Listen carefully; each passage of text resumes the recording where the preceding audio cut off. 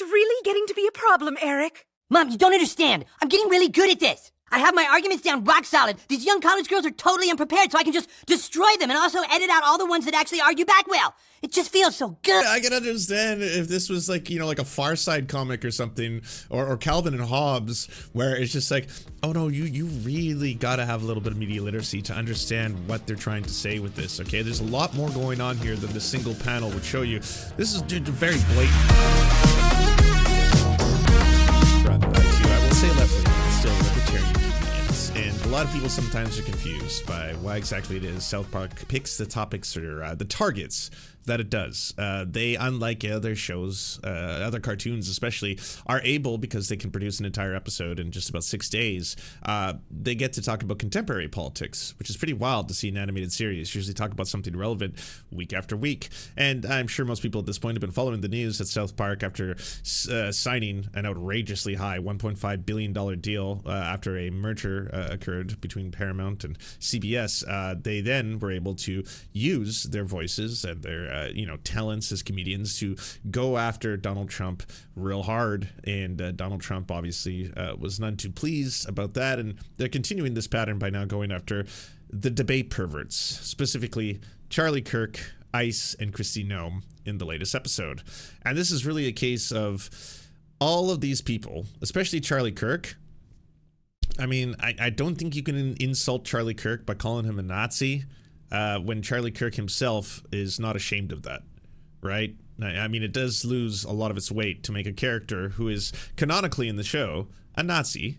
Cartman is a Nazi, you know, who feeds parents to children, who actually has tried to reenact the actual actions of Hitler on the series. Again, canonically, to have Charlie Kirk be portrayed as that character is not really going to hurt Charlie Kirk that much. Also, they're trying really hard to do the corn cob thing. You know, like, oh, don't tell anyone I was mad. I'm definitely not mad, as I slowly shrink into a corn cob, because he's consistently now trying to, you know, he's changed his avatar to the image of him. He did this a week ago when just the trailer was out, without having seen the award. He's trying to say, like, oh, this is so funny. Everybody check out the Charlie Kirk Award, all that kind of stuff. And like, you know, libertarians do. You'll probably find that you usually agree with half of the stuff they say. So there can be really, really biting and good South Park episodes. And then there can be ones that are just transphobic trash. And some people might not realize this, but as libertarians, they often go after the government and who's in power and the policies of those in power. So when the Democrats were in power, and a lot of the focus on Democrats happened to be surrounding identity politics, because Democrats were trying to do that thing where they performatively will do identity politics without actually materially or substantially trying to improve the lives of the very people that they pretend to care about.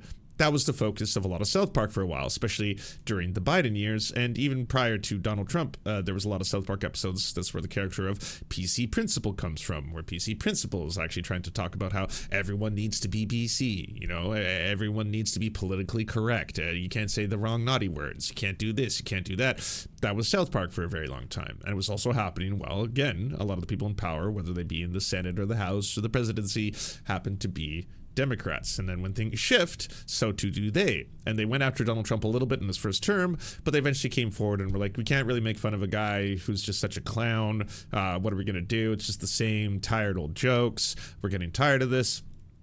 This time, when they've come back, they've been going really hard against the fascism of Donald Trump, against the fascism of ICE, aka his Gestapo, against Trump being a dictator, targeting that is a lot of what the episode is centered around. I will say, if we want to talk about the good parts of the new episode, and you know, maybe no, this is not a spoiler because it happens in the first couple minutes. They bring up the fact that obviously, when it comes to the debate perverts and when it comes to people who make a living off this, like Charlie Kirk, for example, who just goes to college campuses and then debates students and then selectively edits what he debates out to make it look like he's always just owning the libs, destroying the woke, all that kind of stuff. A lot of the people who might not be upset about that happen to be people who aren't as marginalized in society. They do acknowledge that. So the people who are speaking out about it at the very start of the episode happen to be women, happen to be Jewish people who are like, hey, by the way, like I think the reason you don't care about this is because you're not one of the people being targeted, but this is really gross what he's doing. You should care about this, which I mean, I hope that's a moment of self-reflection for South Park, because a lot of the earlier episodes and earlier seasons have helped contribute towards the world that we find ourselves in today. But hey, never too late for one of the highest rated and biggest television shows out there to make a lot of really key good points, including Christians who pretend to be Christians but aren't actual Christians, aka the Trump administration and Kristi Noem, don't actually care about Christianity at all. In fact, they are nothing more than Nazis and fascists who would go as far as the gates of heaven to arrest people they thought weren't white. That's part of the episode. I thought that part of it was clever. Definitely calling out a pretty low-hanging fruit, but a very obvious one, that people like Charlie Kirk and a lot of the other debate perverts, they've created an ethos around them. It doesn't matter about whether or not they care, or even if they're good at debate. Nothing really matters outside of the entertainment behind it, because we have now commodified politics. Also a good point. That's a good thing to bring up. The fact that they're just going hardcore into the, Mar-a-Lago is now Epstein's Island. Trump is a pedophile. These are all pedophile enablers. This is a pedophile presidency and stuff like that. I mean, that's just kind of the sad, fucked up reality that we live in, though, is that Trump's, entire, administration is filled with rapists, pedophiles, people who've been accused of, or, have multiple accusations of that, including the president himself, who happens to be Jeffrey Epstein's best friend, all of that. It's like they suck, but I'm happy to have them fight people who suck more. Yes, absolutely. And the wild thing is that, like, right now, a lot of the right are trying so hard to pretend that this isn't actually ruthlessly targeting them.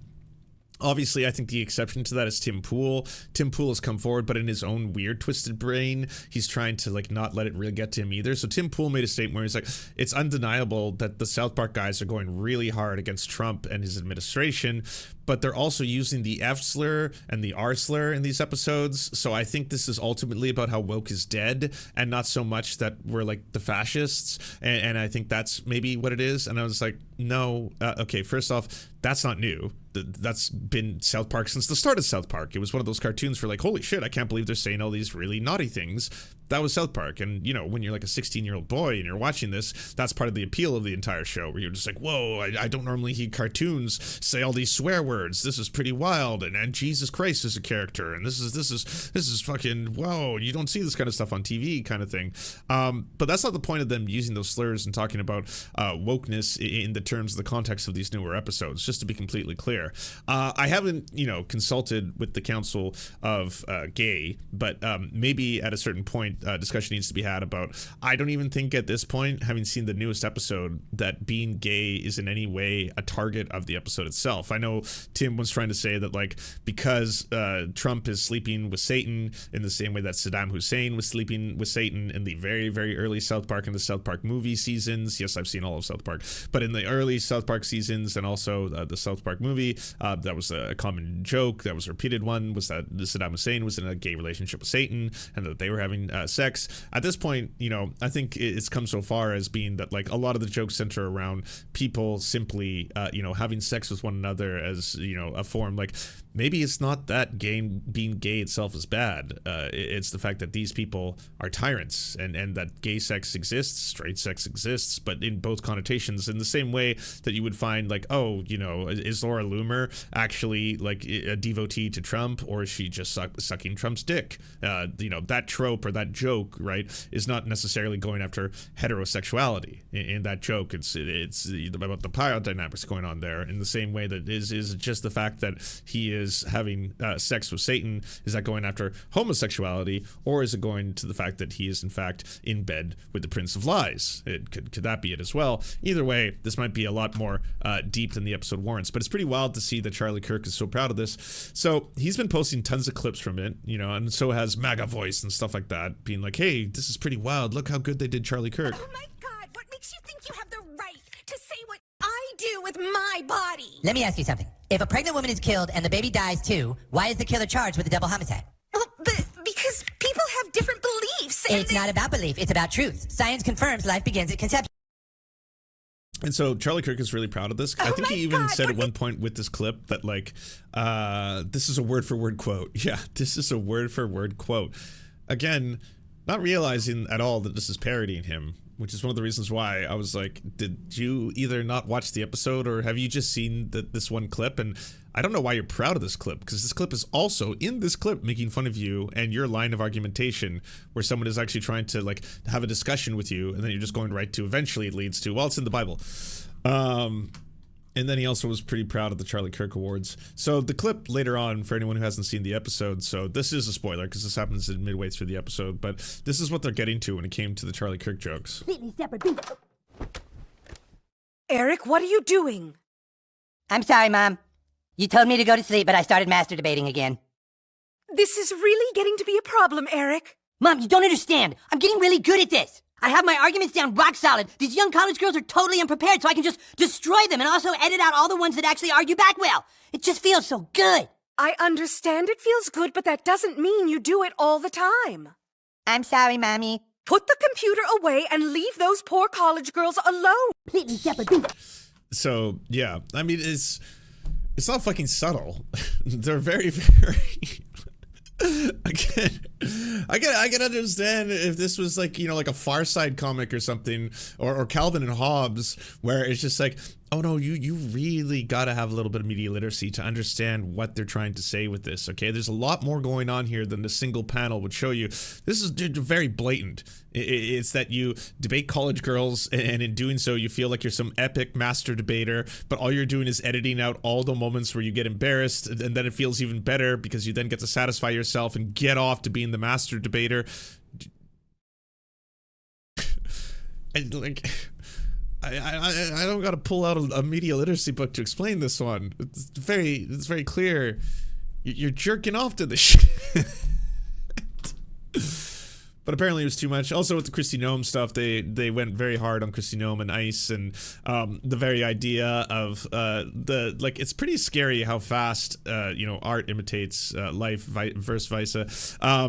With ICE now having announced that they are going to be hiring people who are underage or people who are seniors, because they'll just hire everybody, and people without college degrees, because they just basically want there to be this massive Gestapo force that can, you know, work on the behalf of Trump to do fascism and arrest minorities and put them into concentration camps, which is literally what's happening. But you are watching now a mainstream cartoon parodying that whole dynamic.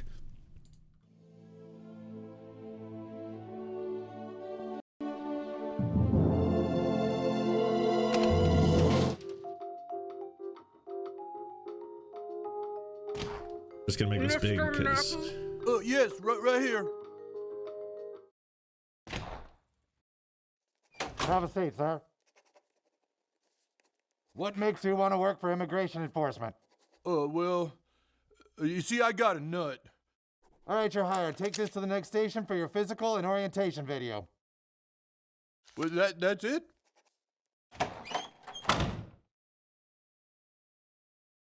You will now watch an orientation video featuring the Director of Homeland Security.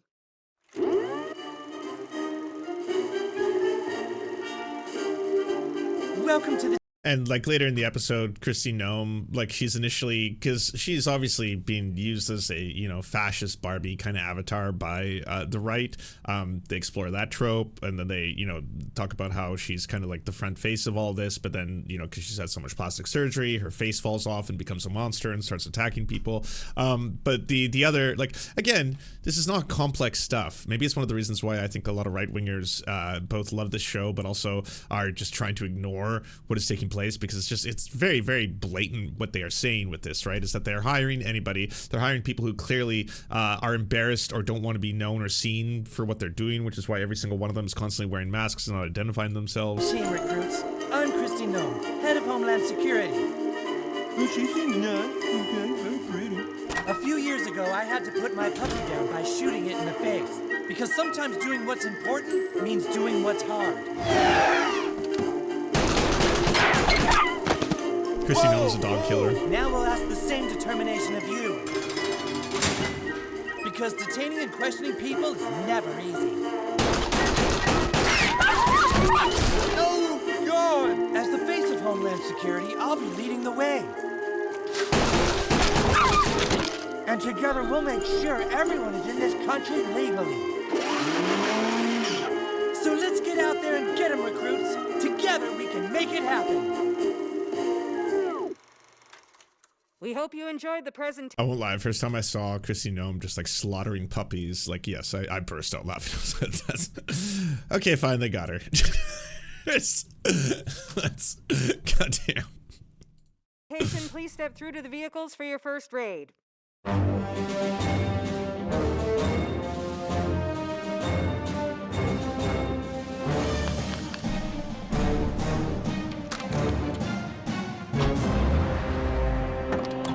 Keep your hands and feet inside the vehicle at all times.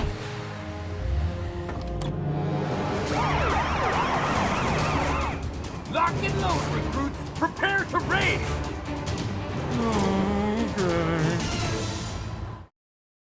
So, yeah, I mean, obviously, the pretty blatant and obvious skewering of ICE and all the horrifying shit that they're doing, not to mention Christy Nome fucking killing fucking puppies, and somehow right-wingers are just totally okay with all of this because, yeah, they're fascists. They're fascists and they're doing fascist shit, and right now, as they're in power doing fascist shit, I think South Park is going to continue to do this shit.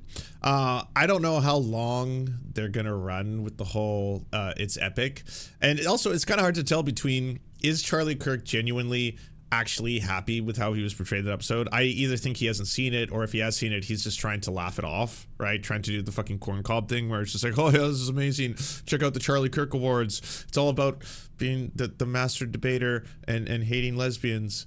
That's me, all right.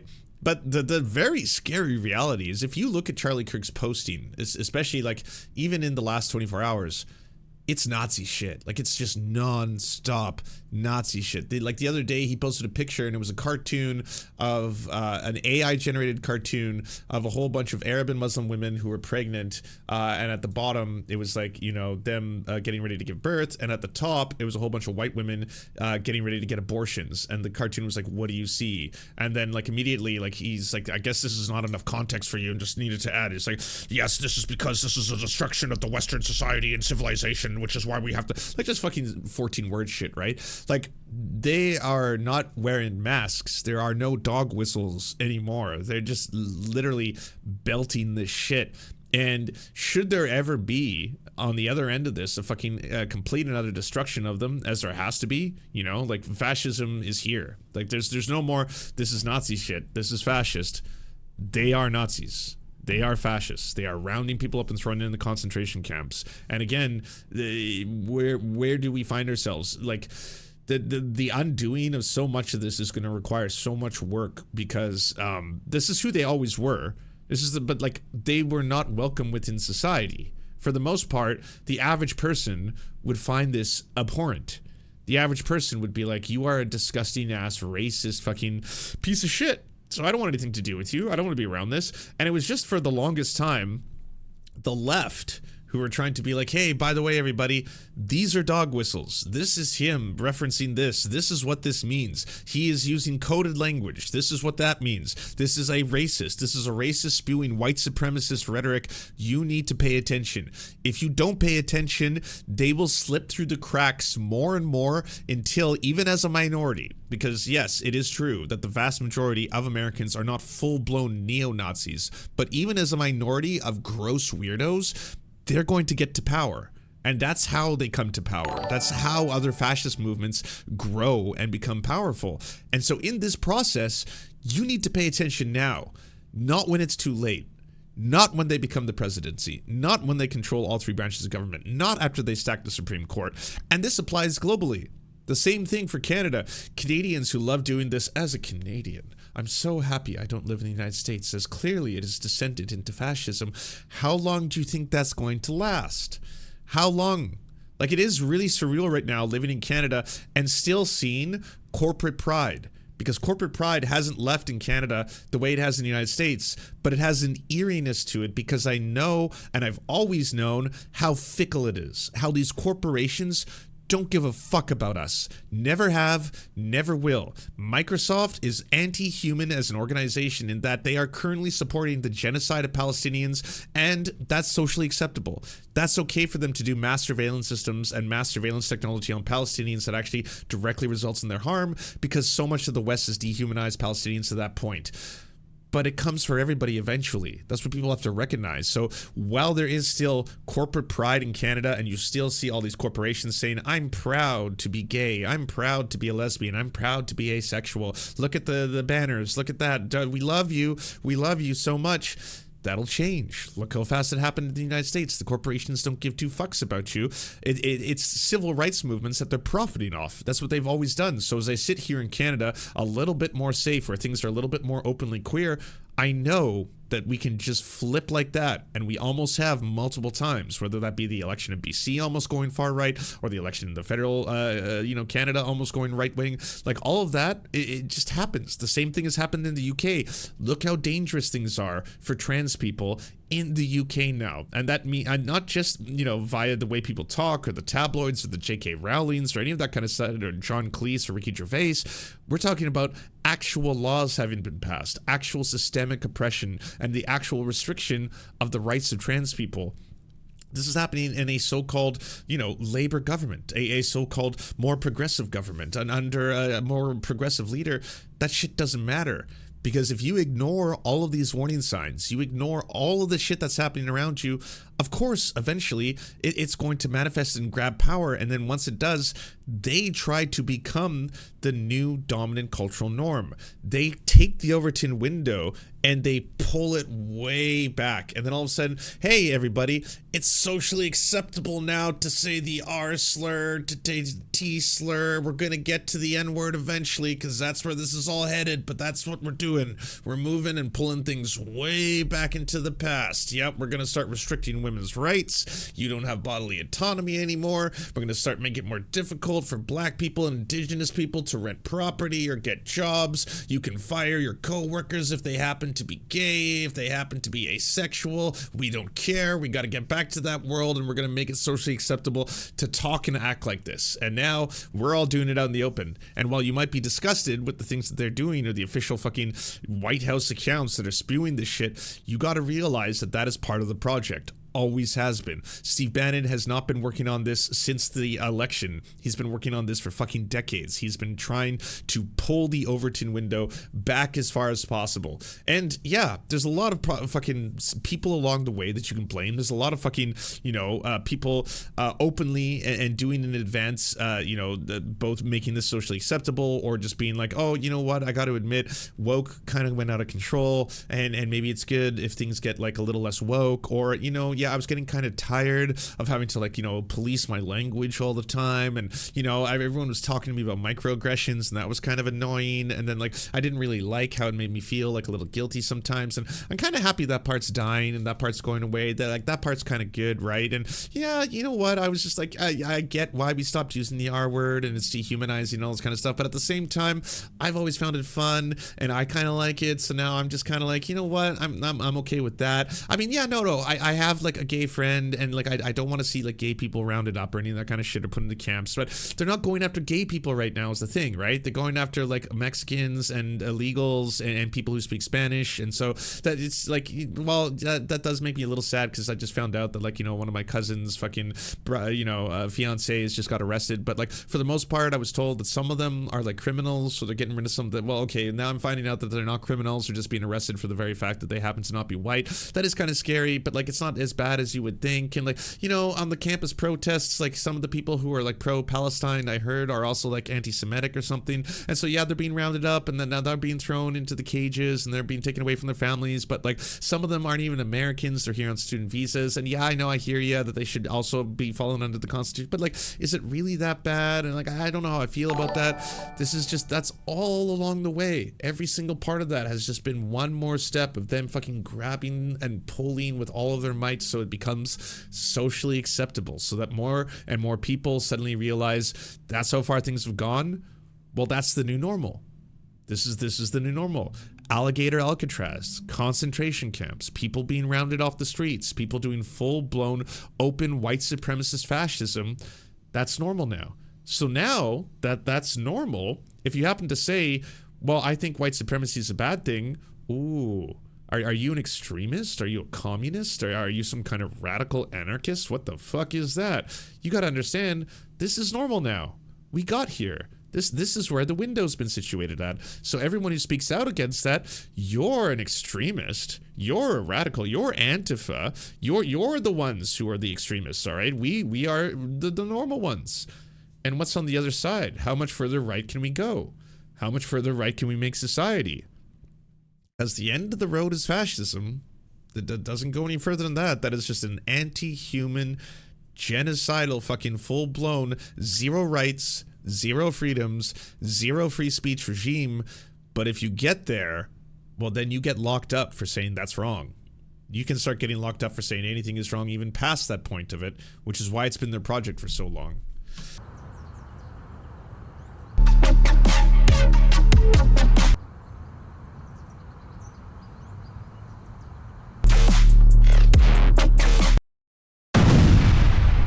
Don't let this happen to you. Go to serfscoffee.com to order the only end-to-end owned indigenous coffee company that delivers blood-free, conflict-free, and cruelty-free beans right to your door. 0% of people who drink serfscoffee.com have exploded spontaneously. By ordering right now, you get 10% off plus free shipping, and it's the best way to enjoy delicious coffee while not exploding. That's serfscoffee.com, serfscoffee.com. Thank you so much for watching, everyone. This video wouldn't be at all possible without the financial support of all the people whose names you see on the screen right now. And if you want to unlock secret bonus episodes, content that we can't post anywhere else, or get the videos early before anyone else gets to see them, please go on to patreon.com/theserfs. For as little as $1, you can help support this channel and help make more videos like this possible. Our executive producers are Anna Loves Riley, Adrian McCarthy, Bobby Lasers, Cheryl Alvarez, Comrade Junkie, Doug Caddy, Everything Important, Garrett Sandoval, Hagbard Celine, Jimmy Sombrero, Multimondi, Omni, Political Papi, Preston Kroll, Quiet 185, Richard Boehm, Riley and Anna, Roller Dragon, Cernicus, Stellar Gwyn, Sebastian Demel, Tigwig, Trav, and Words Greenwood. And also, it wouldn't be possible without all the names you see on the screen right now. Again, if you want to help produce this content, it's only made possible through the funding of our patrons.